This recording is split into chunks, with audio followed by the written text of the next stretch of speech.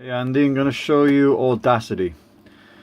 The basic workings of it. Okay, so when you do eventually download it from the net via the link I send you on Facebook, the icon will appear here. Click on it.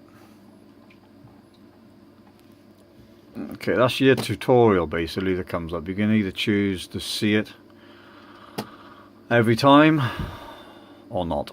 So once you click on that, okay, so that's your basic template. Now, depending on which version you're running, that's actually going to help, to be honest. Okay, depending on what version you're running, the actual template might be slightly different. So, pretty self-explanatory, really.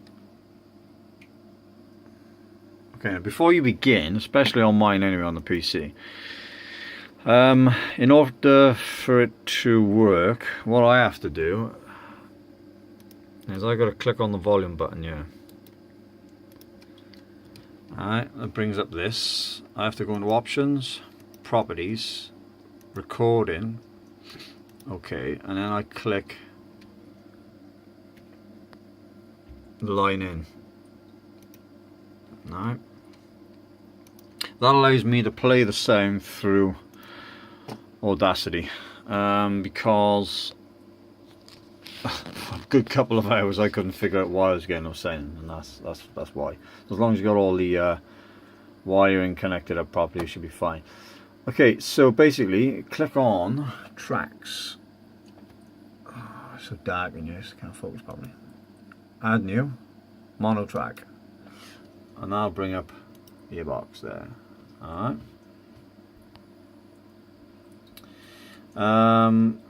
Click on the back button, click record, and that's it. Now what I normally do, because it speeds up quite quick, I go with the magnifying glass, press it twice and drop it down, so you've actually got 5, 10, 15, 20 minutes. Gives you a rough idea of how much you're actually recording. If you zoom it in, obviously the numbers increase. I just find it easier on those settings that I know what's what. Okay, so that's currently recording and there is sound going through. Okay.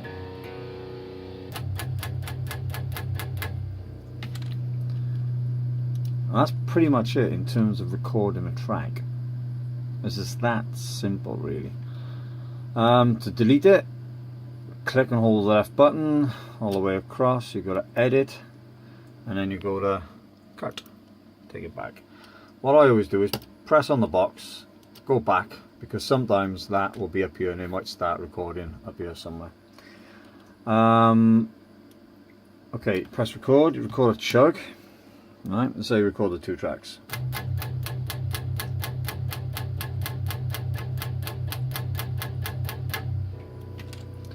Stop. Go to tracks, add new, mono, drops another one down there. Click, left, start recording, wait for it to kick in.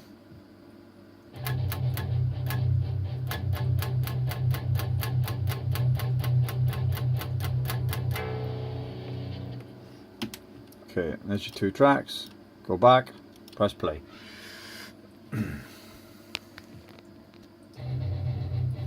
Okay, so you get the general idea. Now if you want to add effects to them, it's easy enough.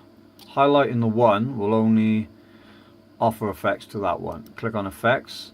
Now there's a whole host of stuff here and you're more than welcome to play around with all those. I don't use all them myself. I only use amplify if the recording is low, and that, if you click on that, you can adjust the settings as you wish. I normally don't faff around too much with it. A lot of it I really don't understand, to be honest. Clipping, I'm pretty sure that stops it peaking. Click on that, it brings it up quite high. Go to undo if you don't want it. Undo amplify, back to normal. The other one I use is I use a fade in and fade out. That's easy enough to do. Start at the beginning, go up, go to effects, fade in, and it does what it says on the can, mate. Then fades it in, gradually gets louder. Edit, undo. Another effect I use is reverb. Gives you a nice echoey sound. And that's pretty much it. There's also normalize, so if you've got a very high recording, it will normalize the sound to something that's more audible. But as long as your input volume, and mine is from this box here, is set to about 50, 60, something like that, generally speaking, that's what you're going to get. Now, this box on the left here, okay, that controls the volume for that channel, low, high. Okay, so if you want to drop the second one down so it's not overpowering the first, drop it down, let's play.